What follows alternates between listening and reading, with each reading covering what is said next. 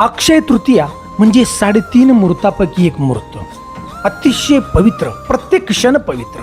या दिवशी केलेलं कार्य हे पूर्तत्वात जातं. या दिवशी जर भगवंताची भक्ती केली तर मिळणारं पुण्य हे अक्षय असतं. अक्षय म्हणजे कधीही नष्ट न होणारं, जन्मोनी जन्म पुण्य ते आपल्याबरोबर राहणार. आणि याच अक्षय तृतीया दिवशी पांडवानं भगवंताची सेवा केली होती, जास्त तप केलेलं होतं. आणि विशेष म्हणजे धर्मराजानं. आणि या धर्मराजाला अक्षय तृतीयाच्याच दिवशी अक्षय पात्र मिळालं होतं. तर मित्रांनो, अक्षय पात्र म्हणजे या पात्रातलं अन्न कधीही संपत नाही. लाखो लोकांना जेवण देऊ शकते हे अक्षय पात्र. 12 वर्ष वनवास पांडवाचा परिवार याच अक्षय पात्रातून जीवन केलं. आणि याच अक्षय पात्रातून लाखो साधू ऋषी मुनींना पांडवांनी अन्नदान केलं. आणि याच अक्षय पात्राची सुंदर अशी कथा आज आपण ऐकणार आहोत. त्यासाठी व्हिडिओ नक्की शेवटपर्यंत पहा. व्हिडिओ पाहिल्यानंतर अक्षय तृतीयाच्या दिवशी आपण नक्की भगवंताची सेवा कराल आणि आपल्याला विश्वास एक निर्माण होईल. तर मित्रांनो, हा व्हिडिओ जास्तीत जास्त शेअर करा आणि ज्या गावातून पाहतोय त्या गावाचं नाव नक्की शेअर करा. मराठी कथाकथन चॅनलमध्ये आपलं मनापासून सहर्ष स्वागत आहे.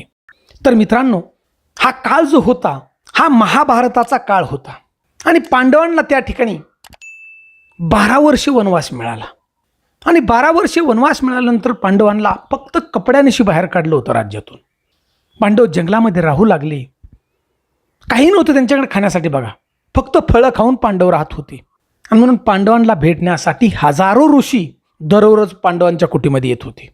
आता कुटीमध्ये आल्यानंतर प्रत्येक येणारा ऋषी एक आशा बाळगून येत होता की आम्ही पांडवांच्याकडे गेल्यानंतर आम्हाला जेवण त्या ठिकाणी मिळेल, अशा आशेनं ते ऋषी यायची बघा. परंतु पांडव त्या ठिकाणी जंगलामधून इकून तिकून फळं आणून ऋषींचं समाधान करत होतं, म्हणजे त्यांना भोजन करत होते.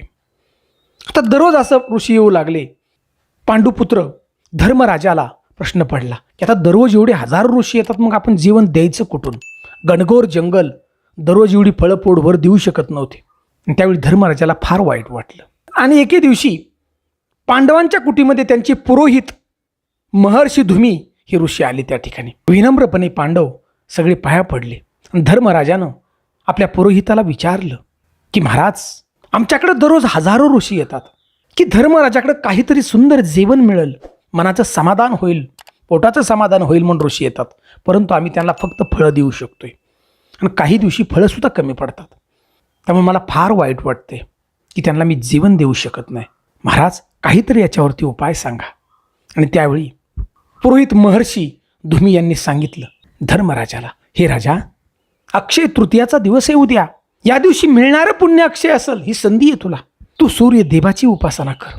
सूर्यदेवाचा 108 नावाचा तू जप कर मनापासून, आणि याच्यावरती उपाय तुला सूर्यदेवच देऊ शकतील. धर्मराजाने आभार मानलं ऋषींचं. त्या ठिकाणी ऋषी निघून गेले. आणि दुसऱ्या दिवशी अक्षय तृतीयाचा दिवस होता. याच पुण्यवंत दिवशी धर्मराजानं फार मोठी सूर्याची तपश्चर्या केली बघा. दिवसभर म्हणजे सूर्यदेवाचा 108 नावाचा जप केला. आणि सूर्यदेव त्या ठिकाणी प्रसन्न झाले, प्रकट झाले स्वतः. सूर्यदेवानं युधिष्ठिराला विचारलं की हे युधिष्ठिरा, तुला काय पाहिजे? मी प्रसन्न आहे. आणि त्यावेळी युधिष्ठिरानं सगळं सांगितलं बघा, झालेला प्रकार हा, की 12 वर्ष आम्हाला वनवास मिळालाय, माझा परिवार जंगलामध्ये, हजारो ऋषी माझ्याकडं आशेने येतात जेवणासाठी, परंतु मी सगळ्यांना जेवण देऊ शकत नाही. हे सूर्यनारायणा, माझ्या मनाची इच्छा पूर्ण करा. त्यावेळेला सूर्यनारायण सांगितलं की तुला काय पाहिजे? त्यावेळेला युधिष्ठिर म्हणाला की मी सगळ्यांना जेवण देऊ शकेल, असं तुम्ही काहीतरी करा. आणि त्यावेळेला एक तांब्याचं पात्र, म्हणजेच हे अक्षय पात्र, सूर्यनारायणाने धर्मराजाला दिलं, म्हणजे युधिष्ठिराला. आणि त्याला सांगितलं, या अक्षय पात्रातून लाखो लोकांना तू जेवण देऊ शकतोस. फक्त 12 वर्ष तुझा वनवास आहेपर्यंत तुझा परिवार सगळा या ठिकाणी पोटभर अन्न खाऊ शकतो. फक्त या अक्षय पात्रातलं अन्न संपेल केव्हा? तर ज्या वेळेला शेवटी द्रौपदी या अक्षय पात्रामध्ये जेवण करेल शेवटी, आणि जेवल्यानंतर हे अक्षय पात्र ज्या वेळेला साफ करेल, त्याच वेळेला या अक्षय पात्रातील अन्न संपेल. आणि याच्यानंतर दुसऱ्या दिवशीच परत या अक्षय पात्रातून अन्न मिळू शकतं. अशी सर्व माहिती या अक्षय पात्राची सांगितली. मनाला इच्छा येईल ते अन्न अक्षय पात्र तुला देईल, असं वरदान दिलं. आणि हे अक्षय पात्र, मित्रांनो, तो दिवस होता अक्षय तृतीयाचा. त्याच दिवसापासून 12 वर्ष दररोजचे बघा हजारो ऋषी ज्या ज्या ठिकाणी पांडव जायचे वनवासाला त्या त्या ठिकाणी हजारो ऋषी येत होते आणि सुंदर असं अन्न पांडव साधू ऋषींना देत होते. एवढंच नाही, तो गोरगरिबांना सुद्धा बघा अन्न द्यायचे पांडव अक्षय पात्रातून. मनाला इच्छा येईल ते अन्न त्या अक्षय पात्रात तयार होत होतं. आणि संध्याकाळी शेवटी द्रौपदी त्या ठिकाणी या अक्षय पात्रामध्ये जेवण करायचे आणि अक्षय पात्र हे साफ करून ठेवायचे.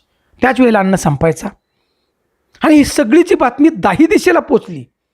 ही बातमी दुर्योधनापर्यंत बघा पोचली.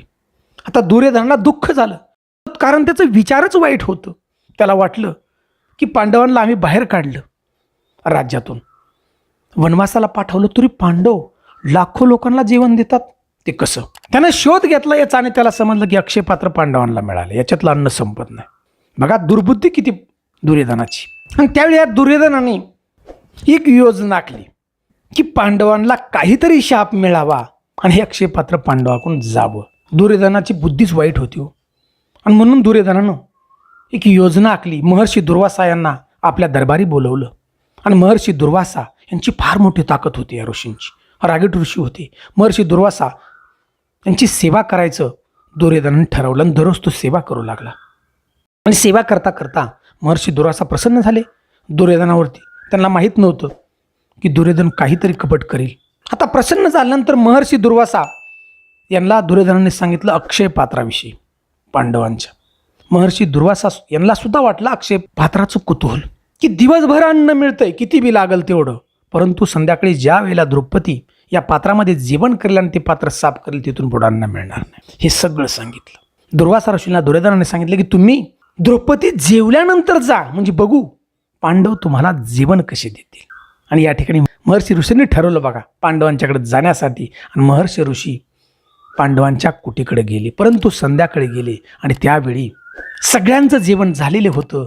द्रौपदी माता सुद्धा जेवण करून ते अक्षय पात्र साफ केलेलं होतं.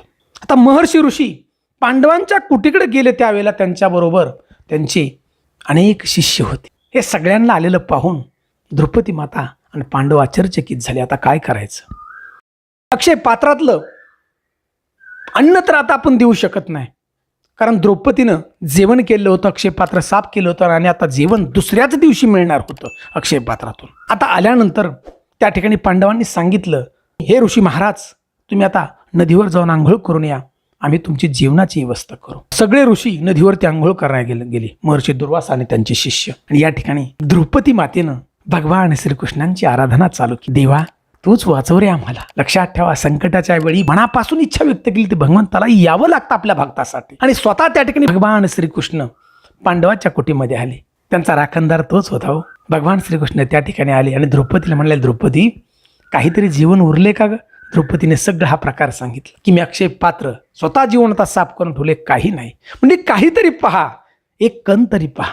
आणि त्यावेळी अक्षय पात्राला फक्त एक कण भाताचा लागलेला होता मित्रांनो, एक कण. तो कण द्रौपदीनं भगवान श्रीकृष्णाला दिला आणि भगवान श्रीकृष्णाने तो कण खाल्ला. बघा इकडे चमत्कार झाला. सगळे साधू ऋषी महर्षी दुर्वासा यांचे शिष्य नदीवरून आंघोळ करून निघाले, परंतु सगळे ढेकर द्यायला लागले. बघा पोटावरून हात फिरू लागले. समाधान झालं त्यांचं पोट भरलेलं की ते एक कण सुद्धा आपल्या पोटात खाऊ शकत नाही. बघा कारण अखंड सृष्टीचा मालक त्या ठिकाणी आला आहे, ज्याच्याकडे या विश्वाचं रक्षण करण्याची जबाबदारी आहे, सगळ्यांचं पोट भरण्याची जबाबदारी, त्याची कला आहे हो ही. सगळ्या साधू ऋषींचं म्हणजेच महर्षी दुर्वासांचं पोट भरलं. कुटीकडे आले पांडवांच्या आणि पांडवांना सांगितलं की तुम्ही आमच्यासाठी जेवण देऊ नका, पोट भरले हो, एक कण सुद्धा आम्ही खाऊ शकत नाही. आणि हे ऐकल्यानंतर अक्षरशः पांडवांच्या डोळ्यातून पाणी येऊ लागलं. विचार करा भगवंताची ताकद मित्रांनो. याच अक्षय पात्राच्या जोरावरती पांडव 12 वर्षे जंगलात राहिले. अक्षय पात्रातून अन्न खाल्लं म्हणजे भगवंतानी मदत केली. आणि एवढंच नाही, तो गोरगरिबांना अन्नदान पांडवांनी त्या ठिकाणी केलं. 10 दिशेला ज्या ज्या दिशेला पांडव जात होते जंगलामध्ये त्या त्या दिशेला अक्षय पात्रातून अन्न गरिबांना मिळत होतं. मित्रांनो हे अक्षय पात्र मिळण्याचा दिवस म्हणजे अक्षय तृतीया आहे. बघा विचार करा, अक्षय तृतीया हा दिवस किती महत्त्वाचा आहे. आपल्या पूर्वजांचं कर्ज फेडण्याचा दिवस आहे. बघा त्यासाठी पूर्वजांचं स्मरण करा, अतिशय महत्त्वाचा दिवस आहे. पितृत्वाचा त्रास तुमचा कमी होऊन जाईल. भगवंताची सेवा करताय त्या भगवंताची सेवा अक्षय तृतीयेला नक्की करा. मिळणारं पुण्य तुम्हाला अक्षय असणार यात शंका नाही. कारण या ठिकाणी महाभारत आपलं सांगते. सुंदर अशी माहिती आवडली ना, जास्तीत जास्त शेअर करा. जास्तीत जास्त लोकांनी अक्षय तृतीयाच्या दिवशी भगवंताची सेवा केली पाहिजे. आपल्या हिंदू धर्मासाठी, सनातन धर्मासाठी हा व्हिडिओ जास्तीत जास्त शेअर करा. आणि शेवटी कमेंट आम्हाला सूर्यनारायण नमः अशी कमेंट जरूर द्या. जय हिंद, जय महाराष्ट्र.